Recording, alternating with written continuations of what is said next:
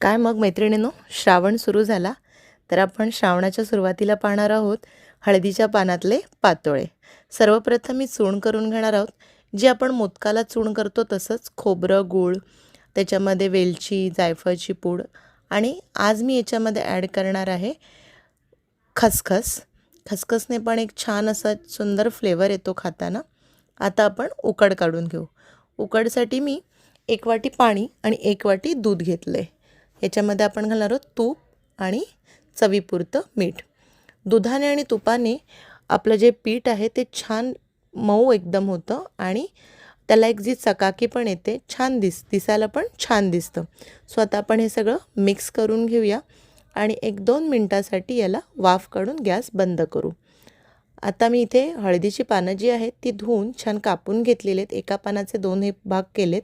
आता हे जे पीठ आहे ते आपण पसरवून घेऊ आणि याच्यामध्ये आपण याला चूर्ण भरू. बघा, अशा रीतीने आपल्याला चूर्ण भरायचं आहे. अगदी मोदकाचीच पद्धत आहे सगळी, फक्त मोदक आपण वळतो, हा वळायचा नाही, हळदीच्या पानामध्ये थापून याला बंद करायचे. असं आता चारी बाजूनी ह्याला जे आहे ते छान बंद करून घ्यायचं आहे. याचा जो सुगंध आहे हळदीच्या पानाचा तो खूप सुरेख येतो आणि ज्यांना हळदीच्या पानाचा फ्लेवर आवडतो त्यांच्यासाठी तर ही एक मेजवानीच आहे. अशा प्रकारे आपले सगळे पातोळे तयार झालेत. आता आपण याला वाफ काढून घेऊ. वाफ हार्डली 2 ते 3 मिनटं काढून घ्यायची आहे. आहा, काय सुगंध सुटलेला आहे हळदीच्या पानांचा, दरवळतो आहे. आपले पातोळे तयार आहेत खाण्यासाठी. यामध्ये तुम्ही तूपही घालू शकता, सुंदर लागतात. नक्की ट्राय करा आणि मला सांगा